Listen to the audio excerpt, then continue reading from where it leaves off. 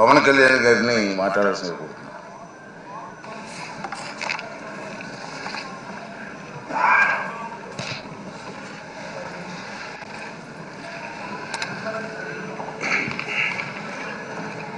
పదహారవ శాసనసభకి ఏకగ్రీవంగా ఎన్నికైన సభాపతి శ్రీ చింతకాయల అయ్యన్న పాత్రుడు గారికి హృదయపూర్వక నమస్కారాలు, మీ శుభాకాంక్షలు.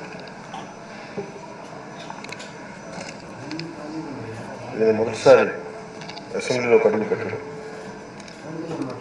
ఇలాంటి సుదీర్ఘ రాజకీయ అనుభవం ఉన్న దాదాపు 7 సార్లు ఎమ్మెల్యేగాను, ఒకసారి పార్లమెంట్లో అడుగుపెట్టిన మీకు, పంచాయతీరాజ్, టెక్నికల్ ఎడ్యుకేషన్, ఫారెస్ట్, ఆర్ఎండ్బి అనేక మంత్రిత్వ శాఖల్ని సమర్థవంతంగా నిర్వహించిన మీకు ఈ సభాధ్యక్షుడు, ఈ స్పీకర్ స్థానంలో కూర్చోవడం చాలా ఆనందంగా ఉంది.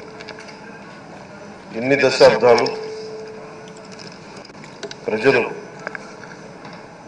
రాజకీయ జీవనంలో ఇన్ని దశాబ్దాలు ప్రజలు మీ వాడి వేడి చూశారు. మీకు కోపం వస్తే ఋషికొండని చెక్కినట్టు ప్రత్యర్థులకి పదునైన ఉత్తరాంధ్ర యాసలో గుండు కొట్టేస్తారు. ఒకటే బాధ వేస్తాం సార్, ఇకపైన మీకు తిట్టే అవకాశం లేకపోవడం. కానీ ఇక మీద సభలో ఎవరు తిడుతున్నా దాన్ని ఆఫ్ చేసే బాధ్యత మీ చేతుల్లోనే ఉంది, మీరే మైక్ ఆఫ్ చేయాలి. అంటే మా చిన్నప్పుడు నేను చూసాను, ఒకసారి అల్లరి చేసే అబ్బాయిని క్లాస్ లీడర్ చేసాము చిన్నప్పుడు మా స్కూల్లో.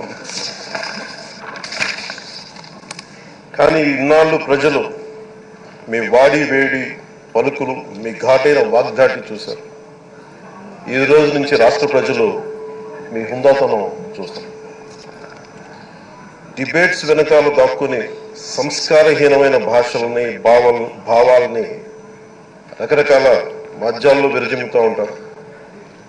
దాని నియంత్రణ మీ ఆధ్వర్యంలో ఇక్కడి నుంచే మొదలవ్వాలి.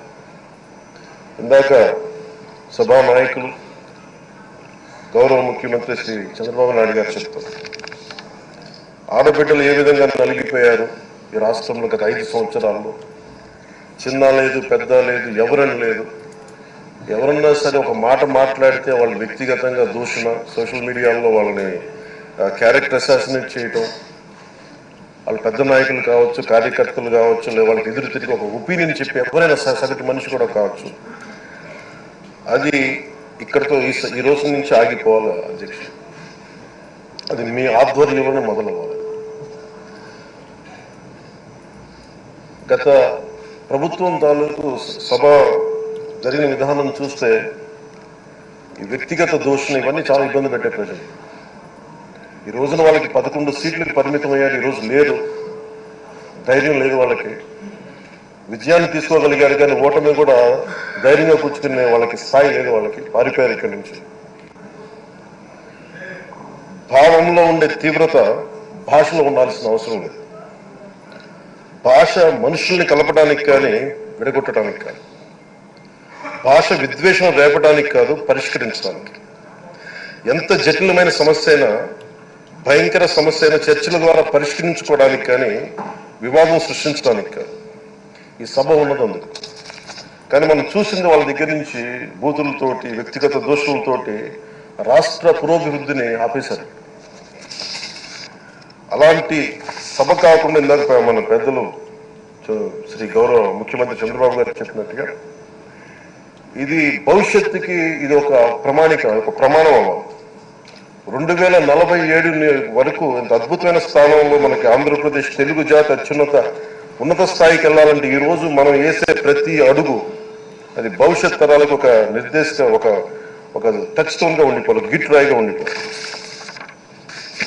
ఈ రోజున ఈ సభలో ఉన్న గౌరవ సభ్యులందరూ చట్టాలు చేయడానికి ఉన్నారు, చట్టాలు ఉల్లంఘించడానికి కాదు. విభేదించడం అంటే ద్వేషించడం కాదు, వాదించడం అంటే కొట్టుకోవడం కాదు. ఇవన్నీ విభేదించడం, వాదించడం ఇవన్నీ ప్రజాస్వామ్యానికి చాలా మౌలికమైన పునాదులు. ఆంధ్రప్రదేశ్ ఆవిర్భావం జరిగి అసలు భాషా ప్రయుక్త రాష్ట్రాల ఆవిర్భావమే మన ఆంధ్ర రాజ్యంతో మొదలైంది. అమరజీవి పొట్టి శ్రీరాములు గారి బలిదానం మీద మన రాష్ట్రం పుట్టింది. 56 రోజులు తిండి తిప్పలు తినకుండా నరకం అనుభవిస్తూ ఆయన బలైపోయారు.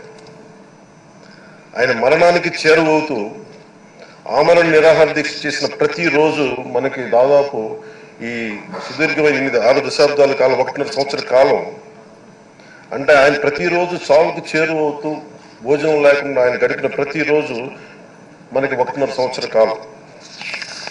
అలాంటి నేపథ్యంలో అలాంటి మహోన్నతుడు శ్రీ పొట్టి శ్రీరాములు గారి త్యాగాన్ని కనుక మనం ఈ సభలో ప్రజా సంక్షేమం కోసం మాత్రమే చర్చలు జరగాలి, వాదోపవాదాలు హద్దులు దాటకుండా ఉండాలి, వ్యక్తిగత దూషణకి తావివ్వకుండా ఉండాలి. అలా కాకుండా గత ప్రభుత్వం లాగా ఈ సభని తిట్లకి బూతులకి కొట్లాటికి వాడితే ప్రతి నిమిషం పొట్టి శ్రీరాములు గారి బలిదానాన్ని అవమానం చేసినట్టే. ఒక గొప్పవాడు ఒక మహానుభావుడు బతికినప్పుడు మాత్రమే కాదు, చనిపోయిన తర్వాత కూడా కొన్ని తరాలు ఉపయోగపడతారని నిరూపిస్తారు.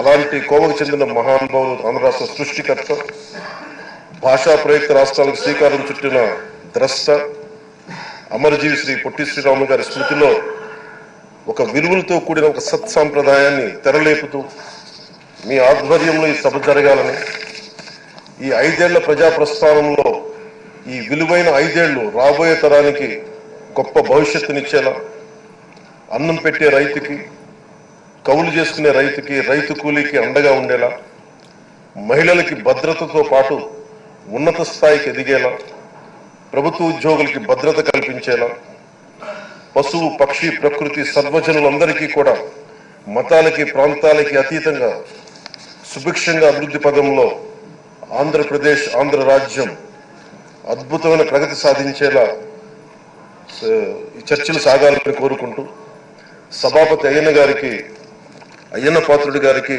మీ ఆధ్వర్యంలో ఈ సభ ఒక సరికొత్త సాంప్రదాయానికి సత్సాంప్రదాయానికి ఇది తెరతీయాలని కోరుకుంటూ మీకు మరోమారు శుభాభినందనలు తెలియజేస్తున్నాను. గౌరవ మంత్రులు లోకేష్ గారు మాట్లాడతారు.